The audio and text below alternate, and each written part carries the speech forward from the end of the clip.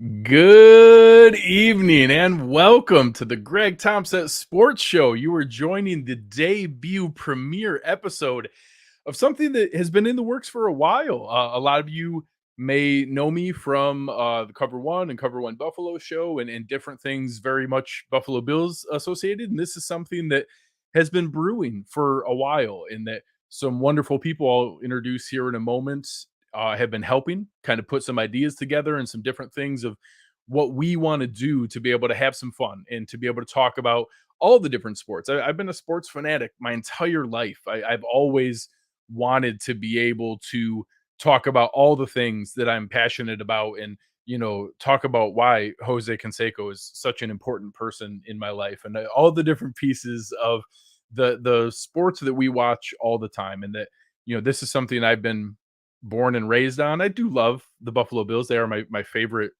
individual team, but I could watch anything. I love going to watch my nephews, little league football games and watch them run around and play. I could watch, high school baseball. I can go, there's different sports that come up when the Olympics happen. I can chant USA at the screen over things that I don't even understand and don't even know the rules of. And being able to have some fun like this and create a show where we can bring on smart people, talk about different things, have a good time with all the sports across the entire spectrum is something that's been a passion of mine for a long, long time. So I genuinely appreciate you giving me a moment of your time and being able to come on here and have some fun. And we'll go through a lot of different things tonight to give you a flavor of what this show is going to be like and what to expect from the Greg Tompsett Sports Show.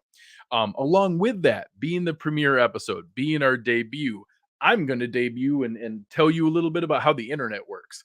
I need you guys desperately to press that like button. I need you to give ratings and likes and reviews, to subscribe to the channel when you're just starting a new show. The only way that this works is to be able to help share it with other people and to put that word out there to be able to help those different things. So I genuinely appreciate it. I'm not asking a lot. If someone can just go like it, two, three, 400 times, that would be awesome. If anyone wants to get like that stretch material put on their vehicle, we can work that out where you could drive around with my logo on your car. That would be pretty cool. If anyone wants to be able to legally change their name to the Greg Tompsett Sports Show, we could do that on an ID. Nothing big, something simple like that. It would really mean a lot to be able to go through and do those things. But we'll talk a little bit later. We have some fun contests to be able to bring up some of the most creative ways to go through and share some of the different things that you can do to give us a rating, and whoever comes up with some of the most creative ways to do that, we'll give them some prizes and bring them up on the screen. One of the main things that we're going to do on this show is to be able to talk about, what's everyone talking about? What's the biggest story in sports right now? What is happening that is where all these things are going on the live shows online, where everyone's talking about. And obviously, this week it's the Super Bowl. Football is America's game. I know that, for a long time, baseball has always been spoken about as America's pastime. And obviously, football is king in America, and it is in my heart as well. Football is, one of my favorite things on earth. And all of the different ways that it builds up over the season and the ebbs and flows of the different games, and it captures our attention on Thursday nights and Sundays and Monday nights, and college football on Saturday. All those different things build up all season long. You get into the playoffs and it comes up to the Super Bowl. And the Super Bowl is just this huge culmination of all of that energy and drama and everything that's there. And it's bittersweet. It's hard to go through all that investment and all those different things in the process of elimination in the playoffs to be able to get to that moment, and then it just kind of ends. And one fan base is obviously ecstatic, and we're going to talk about some fun things later on. I've got a guest that coming on that was at the Super Bowl and was able to experience it there in person, and we'll talk a little bit about some of the different things that are a little crazy for me. I'm a fanatic of football, and I don't even know what a catch is. That moment at the end of having the drama of what could have been an all-time great comeback stolen from us because of a flag, and whether we want that flag to be thrown, that's a good discussion that Danny and I will get into. But it's really just that idea of what a American holiday the Super Bowl has become. And, my wife jokes all the time, why isn't the Super Bowl on a Saturday night? Why does it need to be on a Sunday night? Why can't we have it be on President's Weekend? My kids are off on Monday morning. Why can't we have it be the Sunday of President's Week where everybody's off on Monday? It feels like it should be a little bit more of a built-in holiday to be able to do those things and to have a little fun with it. So, one of the first things that we're going to dive into here is an interview with Danny Heifitz. Danny Heifitz is an incredible personality, someone that I recommend strongly that you follow on all social media platforms. He's a part of The Ringer, which The Ringer is a group and a website and a media company that I aspire for Cover One to become, is something that has become an area where people can simply talk about what they're passionate about. Danny is the host of the Fantasy Football Show, their Draft Show, their NFL Football Show, as well as many other areas. I was able to talk with him a little bit earlier, and we're going to play that interview now. Now joining us from The Ringer and the many, many hats that he wears at The Ringer, our man Danny Heifitz. Danny, how we doing? I'm doing great here. Should I wear this hat for The Ringer? Should I do this? Wear many hats? Should I just do this one? That is quite a hat to have there. Yeah, I probably won't do the whole show with it, but big hats. It's a whole thing. So I know, obviously we got to touch base in Mobile at the Senior Bowl. That was awesome, and I knew you were on your way to the Super Bowl. So that's our big topic for the show tonight. Tell us a little bit about your travel and your journey. I heard you got to stop into the Waste Management Open. What was that whole experience like in Arizona? Waste Management. All right. Well, Waste Management is. Honestly, it feels like visiting like a different country or something. It's insane. It's like, because what is it? It's like 200 and 300,000 people every day. I mean, I've always heard stories of the Indy 500 or Kentucky Derby. It's the craziest thing I've ever seen. I don't know. I felt like I visited another planet that was only populated by Arizona State alumni. It was out of control. But worth adding to the bucket list. You're going to be throwing up in a bucket. Yeah. I don't know if it needs to be on like your lifetime bucket list, but I would bring a bucket. Duly noted. How about the Super Bowl? It was awesome. I don't know if you saw how it ended, but the Chiefs won. I noticed. I noticed. Okay. No, it was really cool. I mean, there are parts of going to the Super Bowl that are like, you get there absurdly early and you're just kind of like killing a lot of time, honestly. But it was insane. Honestly, I think that the biggest thing about covering the Super Bowl in person, I actually think you get a really different experience than watching the game. And I think that the way that the Bradbury holding penalty kind of went does it really well. I heard the Eagles fans boo. I learned that people were super angry about that call from Twitter because Greg Olson's like harping on it. They're doing all those replays. We're in person. Like, we're like, oh, okay, cool. The Chiefs are going to win this game. I'm thinking about going to the post game. Like, we're not seeing all the replays. So then I saw Bradbury admitted it, and I was like, okay, cool. This is like over. And I was like, it was not over. But I think you get a super different vibe of being there. Well, that's a great lean into this topic with, I think we need to move past the idea of was it a penalty? Because of course it was. We've seen enough angles. He does tug on the jersey. I think lots of fans would say that, hey, we see that level of contact 20 or 30 times during a game. If it's not in the split second where the ref is staring at it, you don't see the flag. But if they're looking and the jersey gets tugged away at the top of the stem, of course you're going to see a flag. I think the frustration and the buildup was we knew what was coming. We saw the drama of an all-time great, ending that, that's now a 4th and 8 decision for Reed and Mahomes, and they're going to have to decide, do we take the points and trust our defense? Going for it in 4th and 8 is tough. Do you then kick and you now give it back to Philadelphia and Jalen Hurts, who just drove the length of the field for a touchdown and 2-point conversion, and now it's a minute 30 down 3, which is setting up for an all-time great ending, and then a flag, albeit valid, stole that moment from us. And I think that was the culmination of, oh my God, what did you just do? Even probably Greg Olson in that, I could have gotten to call that all-time great moment. So it's interesting how different that was live for you guys.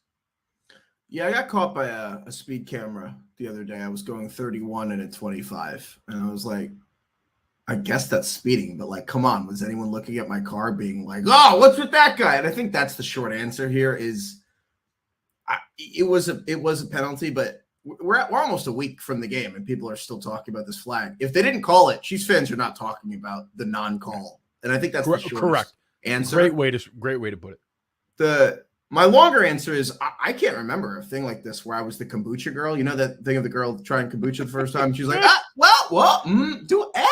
and I'm like, that's me. I'm like, well, it was a flag. And like, well, they shouldn't have called it. Well, but he admitted it. But did he admit it to take responsibility? It's like, but it ruined the game. Yeah, but you can't have the refs calling the game based on the vibes you want. Yeah, but they should have. I don't know. So I keep changing my mind. But the short answer is, my first experience with it was James Bradbury admitting it. So it just never registered for me. But I think now, after hearing everyone, I'm kind of like, I get it. Like, no one wants a speeding ticket 31 into 25. Fantastic analogy, by the way. And I think that's where my head is at as well. And it leads to my other question for this is, you and I spend an obsessive amount of time, watching football. You literally professionally. I joke all the time. I know as much and watch more football than anyone that it's not their job. How do I not know what a catch is? How do I have to guess every time something's going to go to replay that, he caught the ball, but this is going to get overturned, but I don't know if it should be. How do we have this rule that none of us know what a catch is? Can I give you a take? I don't think I've ever given this take. Catch rule is good. People got to get over this shit. Can I curse on here? I don't know the rules. Yeah. In all seriousness, what you're talking about is very simple. It's a numbers game. It's because there are, how many catches there are every year? 18,000 catches every year. And that's the thing. So let's say you wrote a rule. It's not about, writing a rule, catch, fall down on the ground. Let's say you write a rule that covers 99% of all catches in the NFL. And let's include the playoffs. That's like 20,000 catches this season. So what's 1% of 20,000? That's 200 catches a year that fall through the cracks of your 99% hit rate. It's hard to write rules on paper that have to both cover. Here's the thing: 99.9% efficacy rate would still give you one replay a week, for the whole season, right? It's 21 weeks a year, basically. Yep. That's still one catch a week where people are like, whoa, the ref, what's a catch rule? And I understand. I do that too. Everyone does it. But it's like, you want to write a rule that, one, covers everything, but is also simple enough to be interpreted correctly in an objective, not a subjective way. It's really hard to write that. It's a numbers thing. And this is the problem where people are yelling about refs, is we yell about these examples, but then you want to tweak a rule, and you're like, oh, well, that rule you just tweaked actually affects like 3,000 catches in pursuit of fixing one of the 30. I prefer, can we just live? There's going to be a catch every week that you're mad about. And if there's only one, that means 99.9% of the catches are fine. It's really hard to argue that part of it has to be acceptable. We see it every week. How many times is your gut reaction to the initial one wrong? And then you're like, oh, wow, now that I see this angle in super slow motion, zoomed in high definition, yeah, exactly. Now I can tell. And you're talking about, adults trying to run down the field, keeping up with professional athletes. The refs are really good. You know what I'm amazed by? You know how many times in these playoffs I saw a ref spot the ball, and I was like, I don't know about that. And then I saw the replay. I'm like, oh yeah, that's exactly right. What a great spot. You know what I mean? For all the shit we give them, I'm like, they're really good at this. Like, yeah. I actually think the refereeing, there were a couple really high profile things and bad moments. The holding call, the Bengals, the expedited replay things this year. I actually thought I don't know. There's a reason that we're mad about this in every sport. Refereeing's always been whatever. And now we just have camera angles, but like no one actually wants robot umps. You know what I mean? You can't. So anyway, sorry. I think that's probably my most contrarian, infuriating take. I love it. It's a great view. My one solution has always been, I want the Secret Service connection. I just want one more human that you put a thing in their ear. You have an eye in the sky. There isn't one guy watching everything for the whole week. Give each referee one partner up in the booth that their only job is to have the same camera angles of the thing that referee's job is to look at. So you can tell him, hey, I actually looked at it real quick. That one's not. Don't worry about it. Or, hey, yeah, go with it there. That one, you're spot on. Just give him one more human to partner with. And then that's about as good as you're going to get it. They did that this year and they kept it quiet, but the whole expedited replay thing, like they did that. Honestly, it was great, but no one's happy with it. But yeah. Well, it's did it help your team or did it hurt your team? Because Chiefs Exactly. fans thinks it was great. I, it's the refereeing's hard, man. It's unbelievable. I know no Eagles fans are just like absolutely apoplectic if they're listening right now, and they're just like, oh yeah, it's hard, but it's hard to write rules that apply to 20,000 things. So there's my really boring legalese answer. I love it. Well, I thank you for being the first guest on the Greg Tompsett Sports Show. This has been a huge moment for us. Tell us a little about what you guys have coming up next. I know I noticed my feed changed for the Ringer Draft Show versus the Ringer Fantasy Show. It's confusing. You go hit up the Ringer NFL Draft Show, wherever you're the Ringer Fantasy Football Show feed. We changed the name, we changed the art. It's the Ringer NFL Draft Show. Now it's me, it's Danny Kelly, it's Ben Solak, it's Craig Horlbeck. It is the best draft podcast that there is. We have the best analysis. We have really weird things that we do. It's fun. It's zany. It's a lot of sugar with your vegetables. You're going to learn a lot and have a good time. It's like the Chinese food of broccoli. You know what I mean? If you don't like broccoli, you can come get it from us and we'll cover it in sugar. It'll be great. I love it. I can't recommend it enough. I hope you guys check it out too. Thanks to Danny Heifitz. And now back to the show. Awesome to be able to have Danny on as our first guest. It was a ton of fun. I got my haircut in between while the interview was going on, so that was nice to be able to get done. Obviously, talking to someone who was there live, it was really interesting to get his take. And we talked before prepping the interview and a little bit afterwards how foreign it was to realize the reaction there was to the flag and the different people how they did it in it. I don't want to waste. It's not worth getting mad at the referee. Like, he saw the jersey get tugged. That's just how it works. I don't want him to swallow the whistle. I know I think Kyle Oposo was interviewed and said that, if that's in game 7 of the World Series or of the Stanley Cup Finals, we don't want that penalty to be called. But I get it. Like, he tugged the jersey. It's there. I'm not even mad at James Bradberry. Like, he had been playing physical, aggressive style of defense throughout the entire game. I'm annoyed that the moment was stolen. I knew that it was about to be 38-35 Chiefs, and the Eagles had the ball with 90 seconds left to go down. And we were going to see a historic ending, that we might have had an overtime Super Bowl, that we might have had, this great all-time moment. And the Chiefs certainly might have still won. They probably still would have. It might have been a amazing historic moment from Chris Jones or from Frank Clark or whoever was going to make that huge play. Nick Bolton could have taken another fumble back for a touchdown. He almost had 2. He had one called back that wasn't a fumble.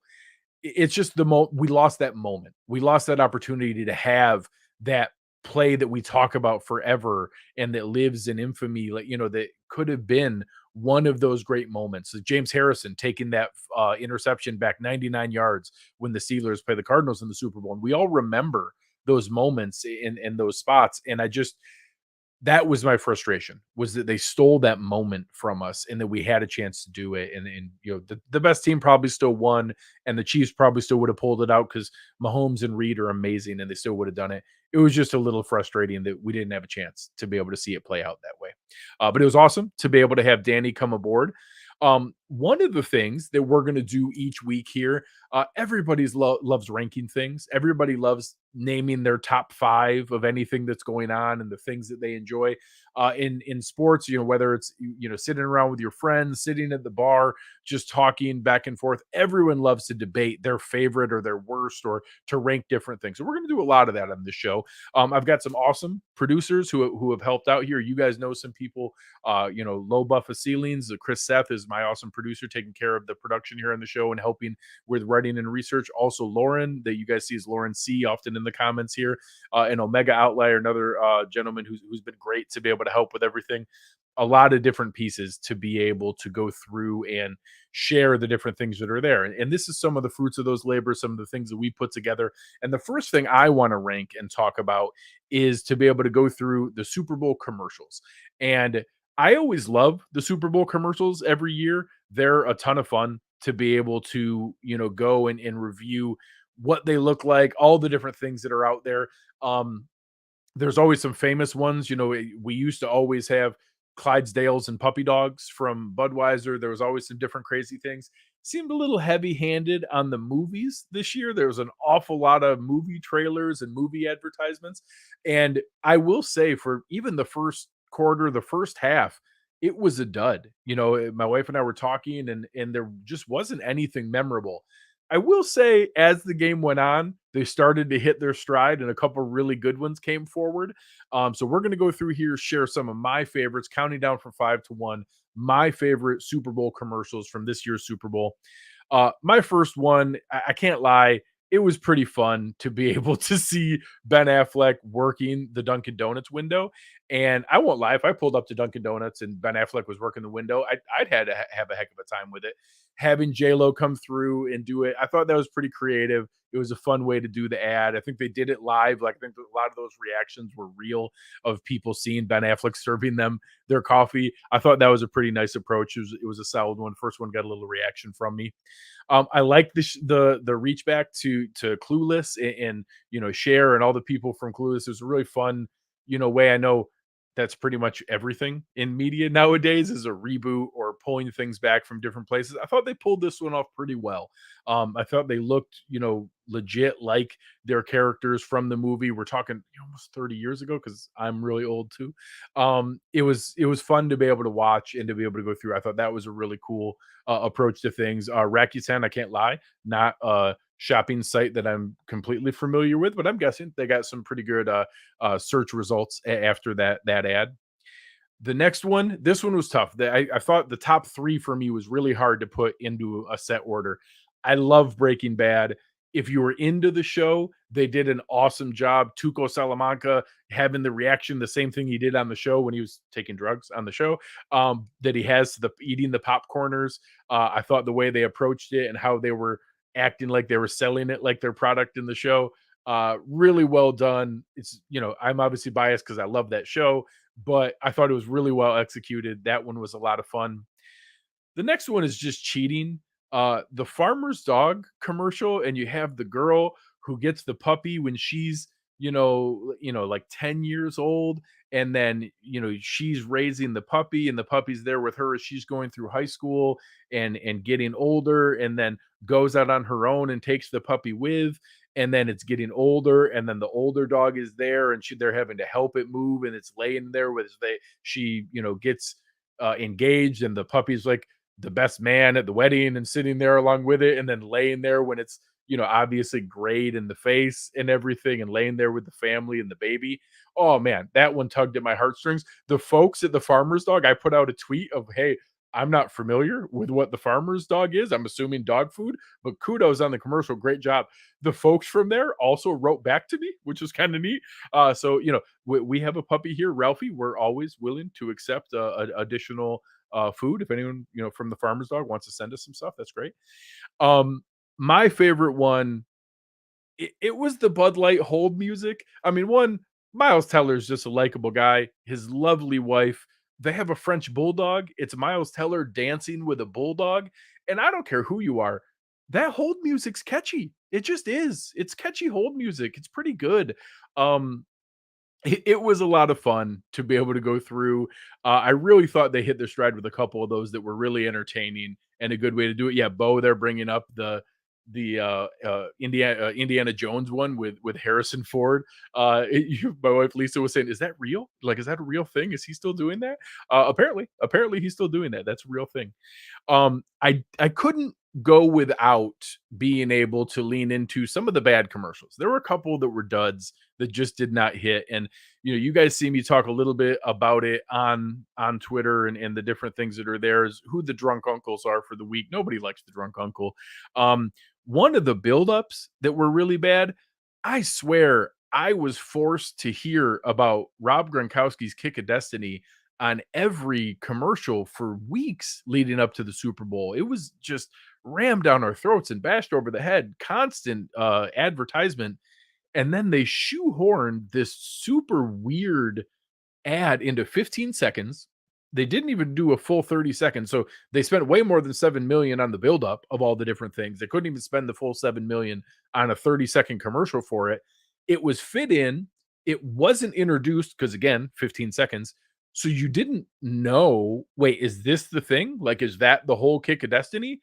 Then it looked like the kick was good, But then Gronk drops down to the ground and says, "Oh my God!" And like, "Oh, don't worry, fans, we're still going to give you the kick of destiny money." That, well, I don't know. They were letting people bet on whether the kick was good, and there was probably an awful lot of bets in on it being good or coming short or hitting an upright or going wide right.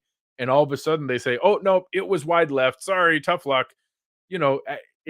It seems awful hard to believe that wasn't the thing that had the most exposure to, or the least exposure to them, and that they were saying, "Oh, sorry, it's no good." Chris here saying kick of destiny is the new Coke. I like it. It was just so much buildup to have such a dud of a commercial. The one that got everybody here was the Tubi ad, and that it caused frantic reactions. Did somebody sit on the remote? Hey, who is doing that? And, again, you guys hear me talk about the drunk uncle. This was our winner for the week because I found one that was pretty rough. Please welcome Drunk Uncle. And this one at Josh Reynolds on Twitter, arguably worse than the Eagles' loss. I now have my relationship with my mother-in-law to repair after I regrettably called her a bitch, thinking she changed the channel during the Tubi commercial. That's a rough look. That's rough, Josh. It's going to take you a minute to come back from that. You're going to have a lot to make up for, a lot of brownie points to score to get back from that one. I wish you all the best. That's going to be tough to recover from. But that was our rankings for the Super Bowl commercials for this year. I thought that it wasn't as good as past years. I always love the little kid out in the front yard with refrigerator sized cardboard box of the time machine, and that if you got in, you had to give him the Doritos in order to go in the time machine. And then he's sitting there and like rattling it from the outside, and then he gets called in, and the grandfather comes out, and the guy comes out, "Oh my gosh, Billy, you're so old." Like, those ones really get me. I wish that we had a couple more of those. I don't think there were any all-time ones that we're going to remember years from now, but there were still a couple pretty good ones. And the simplest one, Miles Teller, his wife, and his French bulldog dancing around to hold music was the one that really spoke to my heart. So I appreciate that one. One of the other fun parts about the Super Bowl is being able to bet on things and being able to go in and pick out some of the things that you can wager on. And man, are there a lot of things to wager on at the Super Bowl. We have some fun with that when we go through with it at Cover One. There's actually an article that our producer Chris Seth writes every week that we'll get to. He hit a really nice bet at the end of this. But the ones that we looked at, there was a couple really good ones. When you're going in there, you're making bets, you can put together some crazy parlays where you have to link 6 different bets together. And if you do, and you hit all of them, you can win a lot of money. This guy made a bet with 6 different bets for $200. And if he hit them all, it was $10,000. Well, the first one was the Chiefs winning. We all know that happened. Travis Kelce scoring a touchdown. Isaiah Pacheco scoring a touchdown. Isaiah Pacheco getting 70 yards rushing, and Jerick McKinnon getting 25 yards rushing. 5 of those six things happened. At the very end of the game, right around that time of the penalty we were talking about, the Chiefs had a chance to score a touchdown to go up, or if the player went down inbounds, they would be able to just run the clock out to be able to go through. Well, some people were screaming, "Hey, score the touchdown, be able to go through here." The gentleman who made this bet was one of them, because that player was Jerick McKinnon. And when Jerick McKinnon went down about 6 inches short of the goal line, it cost that guy $10,000. If he just stumbles into the end zone, the man wins $10,000. I don't know if my heart could have taken that. I don't know if I'm built for that kind of reaction to be that close to $10,000. But God bless him. I hope that he was able to sleep the next night. Some of the other fun ones, obviously the Gatorade bath is always a good one. I think 3 out of the last 4 years it had been blue Gatorade. This year, I think it was 11-1 that it was purple Gatorade. Purple Gatorade was the winner. I want to know who's responsible for deciding that. Like, who gets to decide that? Well, based on the hue that I can see in this color, I'm pretty sure that's purple. It's just interesting to know. Or hey, the guy who mixes it up for the Chiefs or the Eagles beforehand, is he telling people what color Gatorade he mixed up and like giving out insider information? Maybe I need to, make more relationships with the water boy and be able to get a little something going here. Another one, obviously looking at whether the national anthem went over or under its time. This year, Chris Stapleton, I thought, did a phenomenal job. I've listened to it again a couple times afterwards. Really, really strong rendition. He actually came in under the time. I thought that was a little bit surprising. Some people thought he might take it a little bit over. Also, the coin flip here, someone bet $150,000 on the coin toss landing as tails. So that one, I guess, if you have that kind of money, have some fun. I don't know that I would ever be able to survive watching a coin flipping in the air that I could either win or lose $150,000. That's a little much. This one, you can bet on who hitting the exact score. This person bet $10 that the Super Bowl would finish exactly Chiefs 38, Eagles 35 to win $2,800. That's a crazy one. I can't believe someone is able to call those out. Or I wonder how many of those they bet on to be able to figure out who the winner was going to be. And then here, hitting on this many ones, like our guy at the beginning, but hits on all of his different pieces, turned his $200 into $50,000. And every week when we do these things, that's what we want to see. Just like Mike Singletary told. I want winners. So each week we'll have a little bit of fun. We'll talk about some of the things that we can wager on, some of the things that are out there to be able to enjoy and take a look at. But before we dive into our next segment, again, we talked about different opportunities that are out there. One of the things we're going to do is wherever you're listening to this, if you're listening to the audio version, you can give us a rating or a review, whether that's on iTunes, Google Podcasts, Spotify. We're going to be searching through those. And the people that come up with the best ratings or reviews are going to be able to share it. We already saw a couple people get ahead of the curve. One person was saying it was like listening to the Beatles for the first time.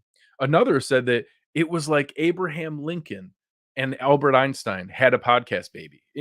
Whoever can have the most fun with doing their ratings or reviews, we're going to bring them up on screen.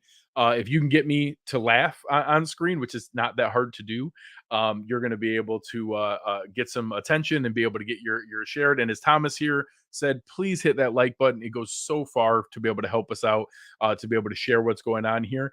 And earlier, I ran into a gentleman who was talking about some opportunities that you may have if you're looking to advertise with a new show and to get some reach across social media. Like she could even park my yacht there. That's ridiculous.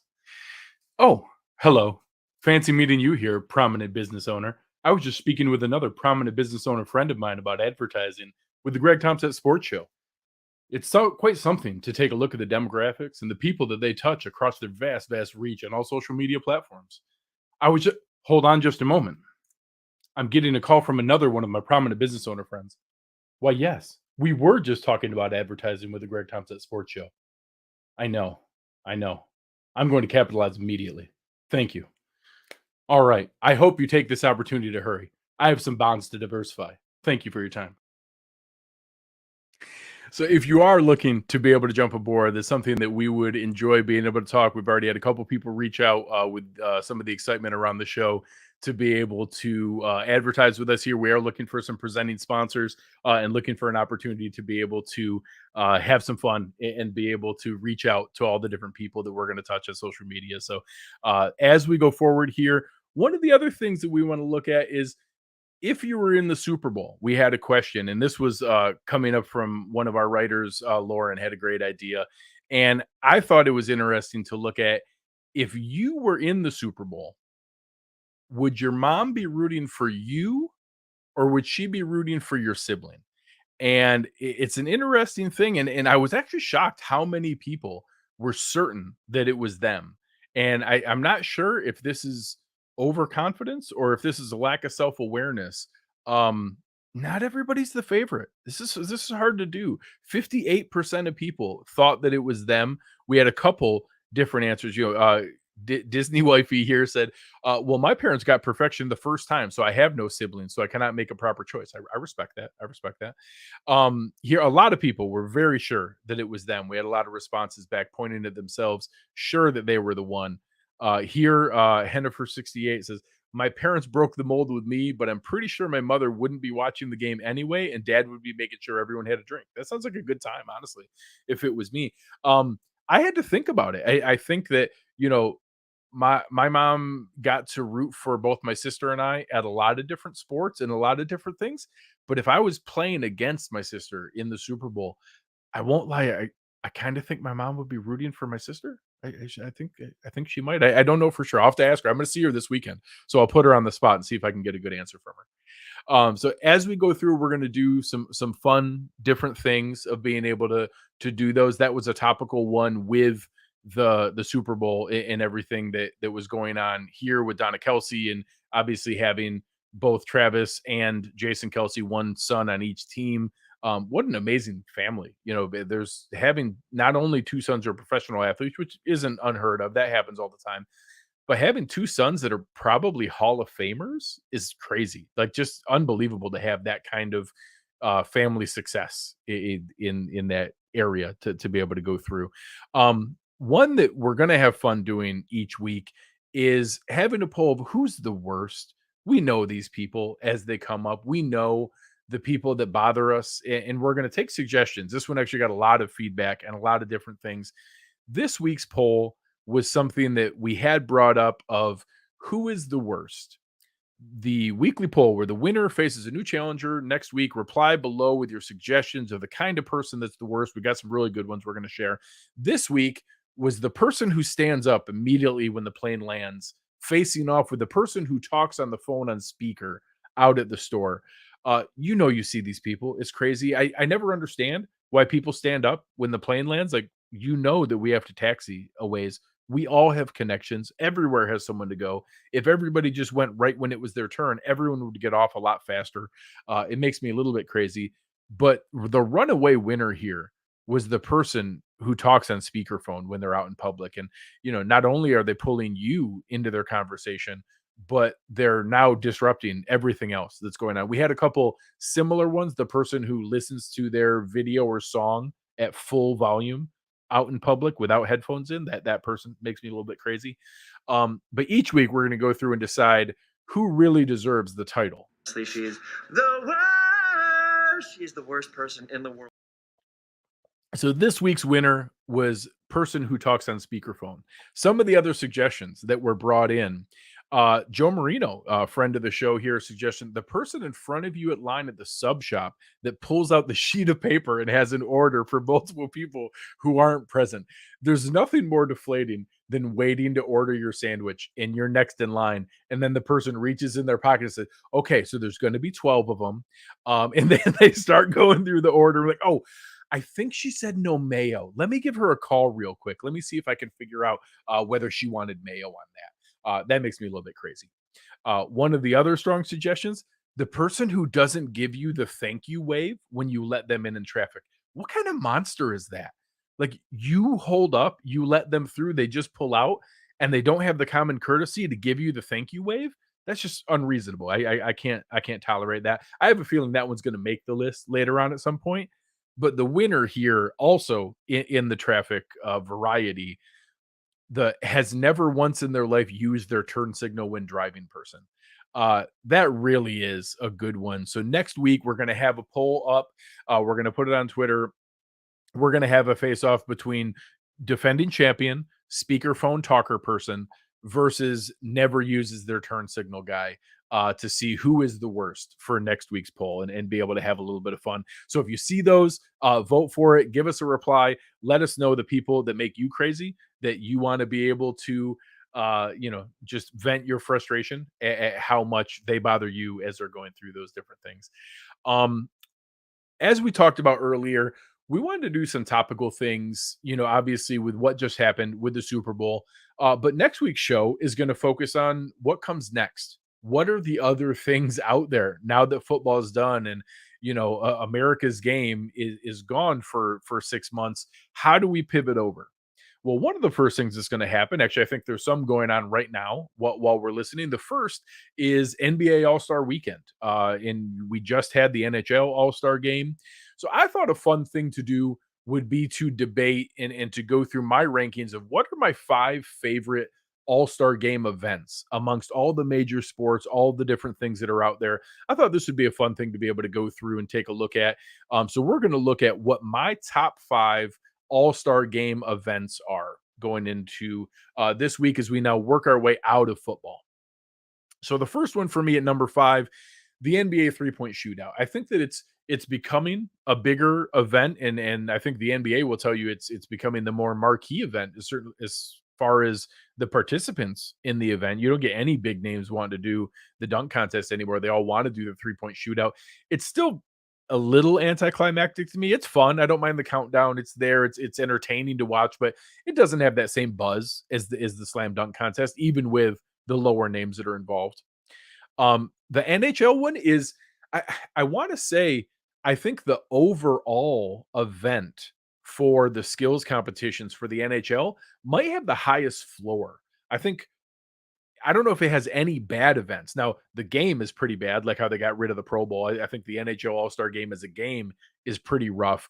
But their skills competition, whether it's the fastest skater, the hardest shot, sharpshooting to be able to hit the targets, they've got some really cool events. My favorite is still the hardest shot. It's always fun to be able to see who can really get it ramped up. There are multiple guys over 100 miles an hour, including Buffalo Sabres, in being able to go through seeing Rasmus Dahlin be able to really ramp it up there to get it there. And I know a couple of people have wondered if Tage Thompson should be the one to be in that competition, but that was a fun one to be able to look at. The top 3 is really where my heart is at. So I wish the NFL could bring back the quarterback challenge. I remember watching, whether it was, Brett Favre and Randall Cunningham and Dan Marino and all the guys running around, the longest throw, the accuracy contest, all the different fun things that were out there. They've started to do a couple of those things with the Pro Bowl, but it just used to be a lot bigger. You see all the guys on the screen here: Warren Moon, Bernie Kosar, Steve Young, Peyton Manning, Donovan McNabb, Boomer Esiason coming back, Jim Kelly over there on the left of the picture. This used to be one of the marquee events to be able to have some fun. I'd love to see Patrick Mahomes and Justin Herbert and Josh Allen face off in the longest throw competition, and some of the different pieces that were there. Just a huge part of my childhood, remembering those games, and something that's really fallen by the wayside. The final 2 is really where it comes in. It was the hardest one for me to decide. The slam dunk contest, I think, has a lot of moments in history. You remember Spud Webb winning in '86. You remember, Michael Jordan versus Dominique Wilkins and the crazy back and forth there. Harold Miner being the first one to go through his legs, D Brown covering his eyes, and using the pump shoe before he went up to be able to do it. The one that sticks out for me, I literally still remember where I was. I was house sitting for my Aunt Tony, and over at her house watching it. I was sitting there watching this while I was at her house, and it ended up being Vince Carter against Steve Francis. And Vince Carter had the greatest slam dunk contest in history. He was, it was the most unbelievable thing. Every single dunk should have been a 50. I think they actually gave him a 49 on one of them. Just 4 ridiculous, historic dunks we'll remember forever. It kind of swallowed up the fact that Steve Francis might have had one of the top 5 or top 10 dunk contests in history. Probably would have won all but 5 or 6 dunk contests ever, but it happened to be against Vince Carter in the greatest slam dunk contest of all time. So just a ton of fun to remember. It's really sad that we've lost so much of the excitement and buzz around it, that right now we should be watching, Zion Williamson against John Morant, and that guys like that should be the ones in the slam dunk contest. We see these unbelievable athletes, and being able to see the things that they could be able to go through it. It would be a lot more fun if we saw that. There's no big names in the contest this weekend. I'll still probably watch it just because I enjoy it, but it's sad to see that we don't see those top names competing in it anymore. But ultimately, as I went through here, all the different things, I couldn't get out of my head what I genuinely felt the number one option was, and it was said best on The Simpsons. Do you want to know the terrifying truth? Or do you want to see me sock a few dingers?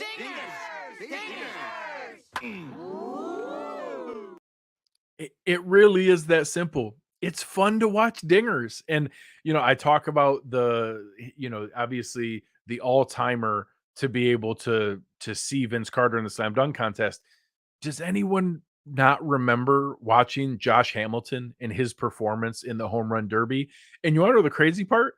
Josh Hamilton didn't even win that home run derby. I think Bobby Abreu technically is the one who won it in the later rounds, but it didn't matter. We had just seen Josh Hamilton hit 29 home runs in his turn. And that was back when you used to just have the outs. It wasn't with the timer where you could just keep swinging forever. He hit 29 home runs before he hit 10 fouls or fair balls or just non-home runs in play. One of the most amazing things we've ever seen. Out of those 29, 18 of them were over 425 feet, just moonshot after moonshot. And it's really fun. It's a really good time to be able to do it. I know it's not the perfect fit for it. I mentioned earlier kind of the floor of the NHL skills competition. Their skills probably translate more to the game than a home run derby or a slam dunk contest. But just the fun of those things go a lot longer to be able to watch and to be able to have fun. I think they've done a good job with the timer now that you can see the back and forth on the countdown and trying to get the home runs in before your time runs out. They've really made it a little more dramatic in the fun of it. And you'll learn during this show, I'm not the biggest baseball fan. Baseball is not my number one in my heart. It's probably fourth out of the major sports, and hockey is recently overtaking it. Football and basketball are my top two, but it's still fun to be able to watch home runs. It's still fun to be able to watch the home run derby, and that's certainly a fun one to be able to go through and to do. And I think that this is, hopefully giving you an idea of what this show is going to be like, what we're going to have fun doing, how we're going to be able to go into topical things going on each week and all the different things that are out there from, all the different sports that are happening and the different pieces of, fun things that happen. We're going to be able to tell some jokes. We're going to be able to go through and, do some fun, heated debate rankings. We're going to go through and bring on some exciting, intelligent, funny guests to be able to have fun. Danny was awesome tonight. I couldn't ask for a better first guest for our first show here. But that's going to do it. This is obviously here. Obviously, my mom says I'm the favorite. I'm going to clip that and show my sister. It's going to be very important. Being able to go through and have this first show, I can't say thank you enough to Lauren and Chris and Michael. They've been awesome behind the scenes, helping with ideas, working on this for a couple weeks now, getting ready for this debut show. They've been an awesome team to be able to do this. And I can't, say thank you enough for working with such awesome people to help pull this off. Thank you for everybody who's watching right now. This is really cool to be able to pull this together. It's our first show ever doing this. So the first time doing it live and being able to go solo like this. This is great. This is a lot of fun. It really means a lot to me that you guys would check this out and to watch it. And the one last thing, it really would mean a lot to share this, to like it, to give it a rating or a review. With a new show like this, it's the only way it can survive. Just to be able to, hit like if you're watching on YouTube or on Facebook before you leave a comment down below of what your favorite part of the show was. That would mean a lot too. Some of those different things, that's really the lifeblood of a new show, is to be able to share it and to be able to just give it some legs online, so that the algorithm that those websites use is how it feeds to other people. That's where it comes from. So I do ask you, please, if you've hung out this long and if you had a little bit of fun tonight, we're going to put in a lot of work to make this entertaining for you guys going forward. But do me a favor, give it a like, give it a rating, give it a review. It really means a lot. So I appreciate you guys very, very much. Everything that's been going on here has been a lot of work by a lot of people, and I appreciate them incredibly. So that's going to do it for tonight's show. One thing I'm going to ask every night as we close this out, try to find a way to be able to go out there and do something nice for someone. Find a random act of kindness, do something nice for somebody who doesn't expect it. We can all make the world a little bit better. Appreciate you guys, and we'll talk next week.